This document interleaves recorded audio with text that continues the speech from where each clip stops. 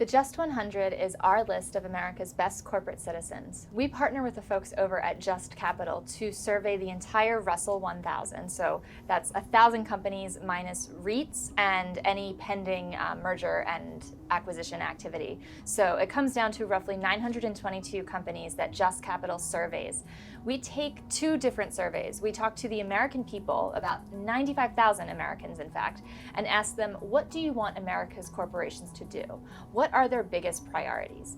Then we rank those 922 companies against those priorities. This year, as with every other year, worker treatment was the #1 thing that Americans care about, and for good reason. Americans want good paying jobs that take care of their families and provide financial security. Microsoft is #1 on the list for the second year in a row, followed by NVIDIA, which is #2 on the list and is #1 in worker treatment for the third year in a row. They have an impressive slate of employee benefits, full coverage for maternity leave, paternity leave. If you need to adopt your child, they will cover all those costs. If you need to do in vitro fertilization to have a family, to start a family, they will cover that. So if you want to go work for a chip maker, that's the way to go, not journalism, as we joke here in-house. Companies also get scored on how do they treat their customers, how do they treat the communities they operate in, how do they treat the environment, and how do they treat their shareholders. Now, I just told you some of the top companies on the list, but I want to run through some of my favorites, some of the highlights. Boston Scientific made its debut on the list at #28. It's an impressive debut, and it's largely because of an increased transparency effort on the part of the company.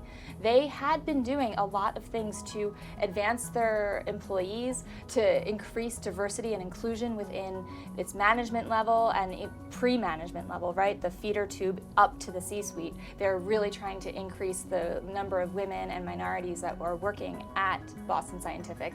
They just weren't always talking about it. And we and Just Capital need companies to tell us what they are doing. So that increased effort at transparency really helped Boston Scientific make a strong debut. Other companies that stand out, UPS. They are on the Just 100 and scored the best in community treatment because of, well, not just because of, but my favorite program that they told me about is a partnership that they have with city mayors in Europe and soon here in the States to decrease the level of congestion in cities. UPS obviously needs to get packages to its consumers as fast as possible, but as city populations grow, congestion gets worse. They are piloting a program in Dublin and Hamburg with these, it's not a tricycle, it's more like a tuk-tuk. It's a bike with 3 wheels and a canopy on the back.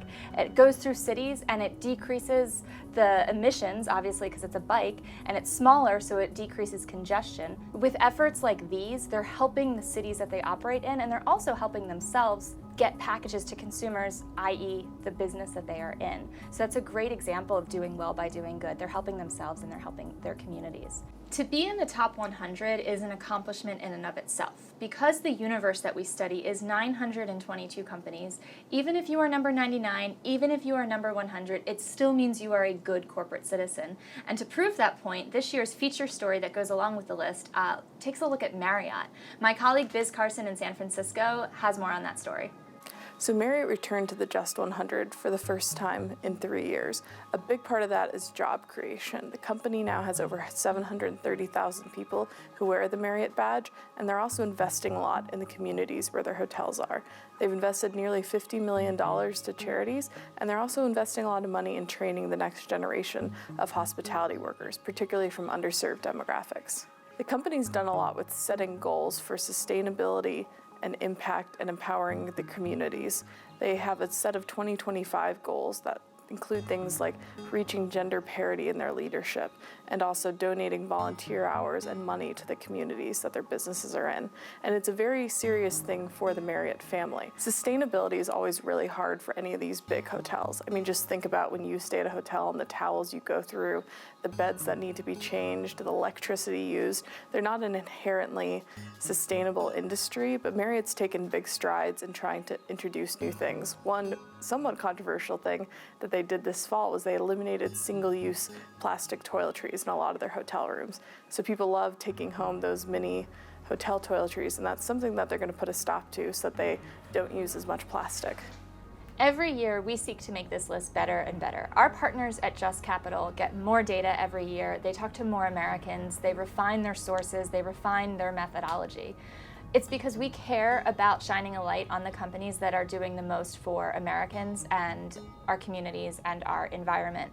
I think the biggest takeaway is worker treatment has been the #1 priority for Americans. Every year we've done this list and will continue to be the #1 priority. So if companies aren't paying attention to that, they really need to start.